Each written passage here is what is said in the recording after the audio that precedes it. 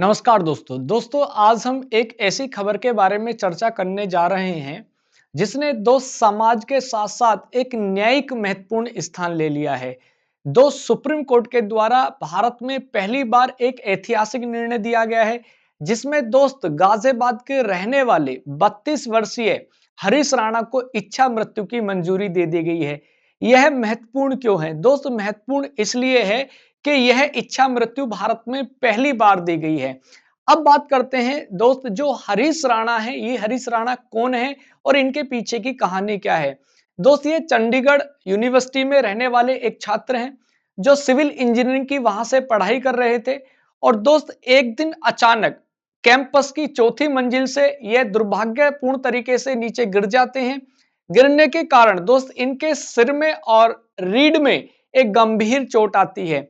गंभीर चोट आने के बाद हरीश राणा हमेशा के लिए कोमा में चले जाते हैं और यह इनकी प्रक्रिया लगभग 13-14 वर्ष ऐसे ही चलती रहती है। इनके माता पिता जो कि एक लंबे समय से इनका इलाज करा रहे थे, इनके बलिदान को मैं सलूट करता हूं कि ऐसे माता पिता जिन्होंने लगातार 13 वर्ष इस उम्मीद के साथ इस बच्चे पर अपना जीवन कुर्बान कर दिया और इसके लिए अपनी इलाज के सारे रास्ते खोलकर यहां तक कि अपनी संपत्ति को भी बेच दिया, क्योंकि प्रति माह इनके जीवन रक्षक प्रणाली पर 40 से 50 हजार रुपए का खर्चा आ रहा था, लेकिन फिर भी इन्होंने हार नहीं मानी। लेकिन एक बड़े अंतराल के बाद उसकी पीड़ा को, एक जो अनंत पीड़ा होती है उसको देखा नहीं जा रहा था, क्योंकि माता पिता ऐसी चीज होती है कि उससे बच्चे का दुख नहीं देखा जाता है। आखिरकार माता पिता सुप्रीम कोर्ट में उसकी पीड़ा को खत्म करने के लिए गुहार लगाते हैं कि इसको किसी तरीके से इसकी इच्छा मृत्यु दे दी जाए, यानी इसके जीवन को किसी प्रकार से अंतिम रूप दे दिया जाए। सुप्रीम कोर्ट इनकी मानवीय संवेदनाओं को देखते हुए और माता पिता का दर्द को देखते हुए इस 13 साल के लंबे इंतजार को करते हुए सुप्रीम कोर्ट एक ऐसा फैसला सुनाता है जिसने मानवीय गरिमा का स्थान लेते हुए न्यायपूर्ण तरीके से माता पिता का एक महत्वपूर्ण स्थान यहां पर दिया है। सुप्रीम कोर्ट ने 32 वर्षीय हरीश राणा को पैसिव यूथेनेसिया की मंजूरी दी है। अब ये 35 वर्षीय यूथेनेसिया होता है, ये होता क्या है? सबसे पहले हम इसको समझते हैं कि जो पैसिव यूथेनेसिया है ये आखिर है क्या। पहले यूथेनेसिया के बारे में बताता हूं, जिसे आप हिंदी में इच्छा मृत्यु कहते हैं। इच्छा मृत्यु दो प्रकार की होती है।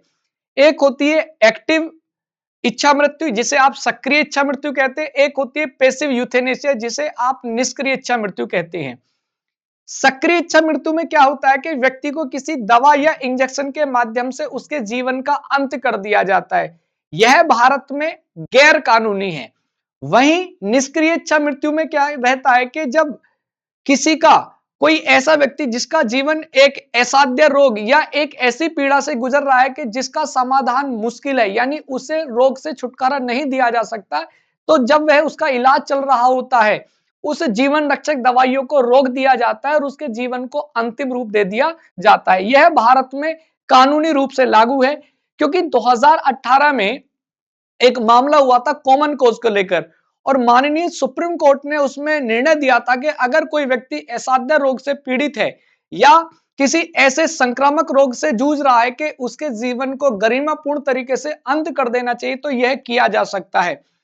अब इसे एक कानूनी आधार बनाते हुए लिविंग विल की संज्ञा दी गई है।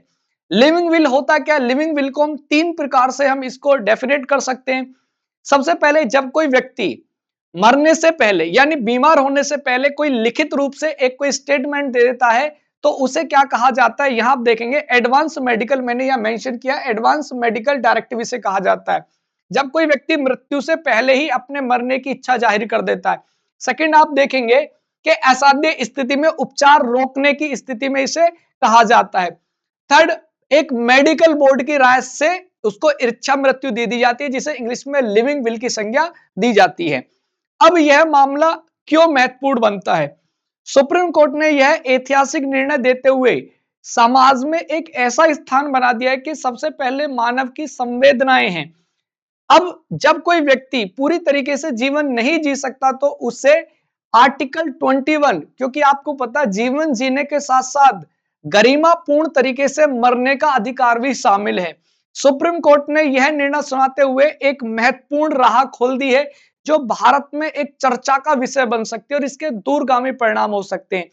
यहाँ भारत में इच्छा मृत्यु पर ऐतिहासिक निर्णय देने से समाज में इसके लिए दो रास्ते खुले हैं, एक कानूनी आधार और दूसरा सामाजिक अधिकार।